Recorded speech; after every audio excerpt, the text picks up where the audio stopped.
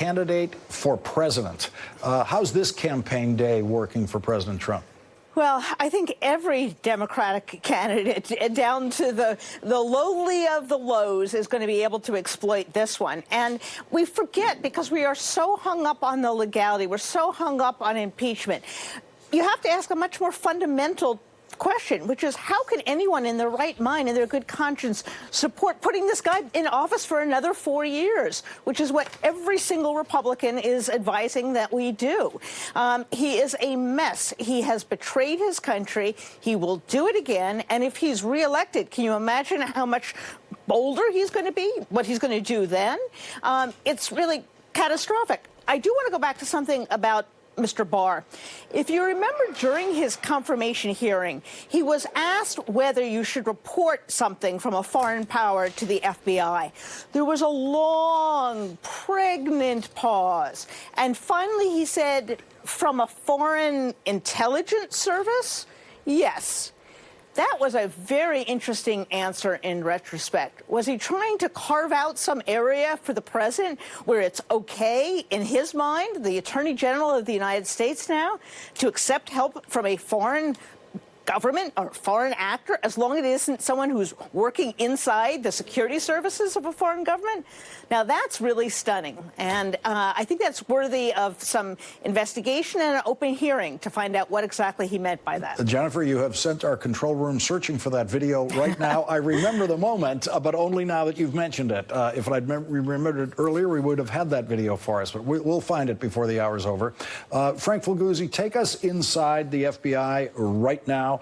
And let's not for the moment what the director might or might not do publicly, including, by the way, the possibility of resigning, which in previous administrations there was such a thing as the honorable resignation if the president crossed a line like this with someone's department.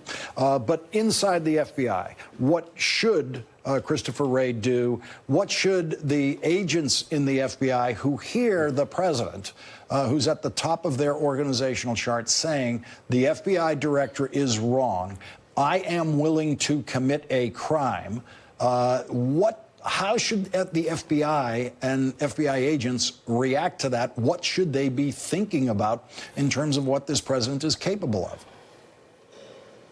So first, I know that Christopher Wray is a respected leader internally, and I think what we're probably will hear from folks in the rank and file is that he'll likely send a message to the troops.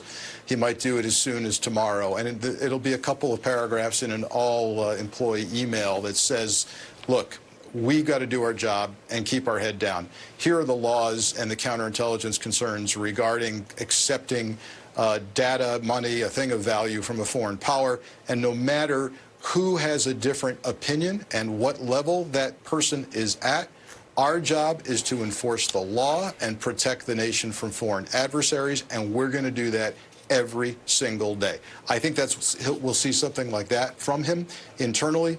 I think Chuck's right. I don't think he'll make a public statement about it, but I think in the weeks and months to come, as he has appearances on the Hill, as he gives lectures and keynote addresses, you will see him, subtly or not, work this into a speech and say, we're going to protect this country and our elections from foreign adversaries. Congressman Krishnamoorthi, we've never seen this before. I'm not aware of any time in our history where a president has publicly declared his willingness to commit a crime.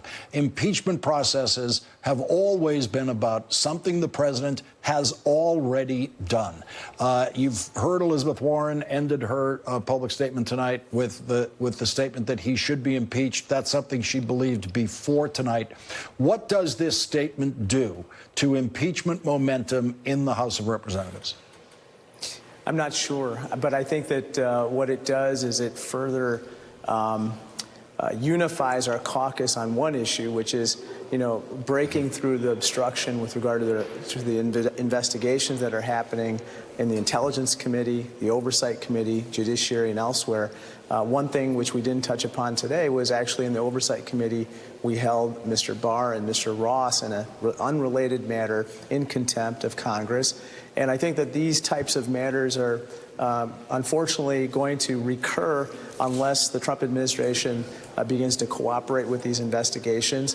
One last thing I just want to point out, which is one thing that he brought up in my mind when he answered those questions the way he did with George Stephanopoulos is, has he potentially been approached about receiving information now on Mr. Biden or others? We know that Mr. Giuliani was about to make a trip to the Ukraine with regard to potential information about one of the Bidens, and then he stopped that trip. I'm just concerned that perhaps something might be unfolding right now in this regard, and therefore I hope that the FBI is ever vigilant. We're going to have to take a break here. Congressman Raja Krishnamoorthi, Jennifer Rubin, Rick Stengel, Frank Figliuzzi, thank you very much for starting us out tonight. Really appreciate that.